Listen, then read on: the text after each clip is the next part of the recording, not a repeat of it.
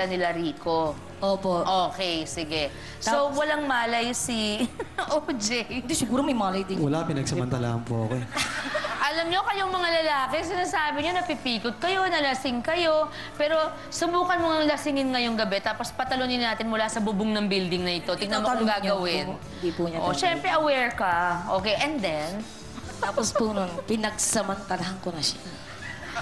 O, paano ka naman mapagsasamantalahan kung tulog lahat ng parte ng katawan mo? Gumawa po ako ng mga step by step.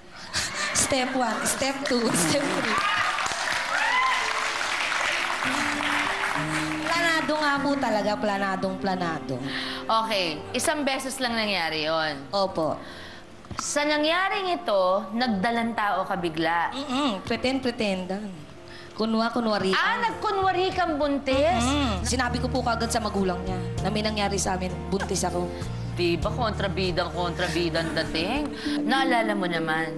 Pagkagising ko po, sinabi na lang sa akin nung ano eh. Pero... Hindi mo naalala? Hindi, kaya nga nagulat nga po ako pagkagising ko. Katabi ko to. Okay. Ang nakakabigla po kasi dun, talagang pag ganun ko ng kumot, wala akong suot na talagang lahat. Tapos talaga sinabi ko sa kanya, anong ginawa mo? Oo. Okay, OJ, ano naging reaksyon mo na yun na nga may nangyari sa inyo tapos mamaya sabi niya buntis siya? Paano na yun? Paano na kayo ni Melissa? Eh, ayun nga po, nabigla na rin ako sa kinausap po siya ng maayos, si Melissa po.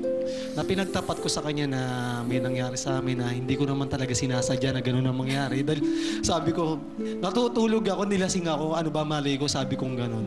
Naniwala naman siya. Sabi ko sa kanya po, humingi rin ako ng tawad sa kanya. Sabi ko, sana patawarin mo ako. Kung ano man yung nagawa ko, kung niloko man kita o hindi man nakita niloko, sabi kong gano'n. Patawarin mo ako. OJ, anong naging reaksyon mo nung nalaman mo na hindi naman pala totoong nagdadalang tao si Lenlen? Bali, ang ginawa ko na lang po, syempre, sa tagal ng panahon na lumilipas, syempre, para bang natututunan ko na siyang mahalin eh. Okay, OJ, sabi nila, gaya ng sabi ko kanina, hindi daw totoo ang pikot dahil nga ang lalaki daw, meron namang choice.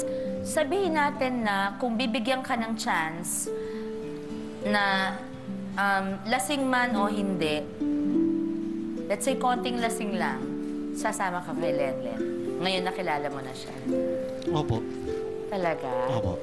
Ayan, hindi man karaniwan ang naging umpisa ng love story ni na Lenlen at OJ, pinatunayan nilang posible pa rin magkaroon ng happy ending ang isang relasyon na ganito.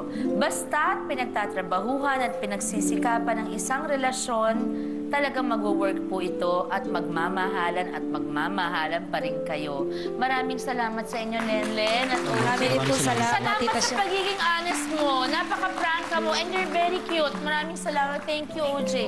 Mamahalin ka nga. Oo, mamahalin ka nga ni OJ. Okay. Sa tutusin nga po, kasama namin yung naging bunga ng pagsama Dalawa na, namin. diba? Nasaan sila? Ayun po, nasa taso. Asan kayo mga Johan. anak? Ayun, little girl. Girl and boy! Ayun po yung dalawa. Ayan, natunay na talaga.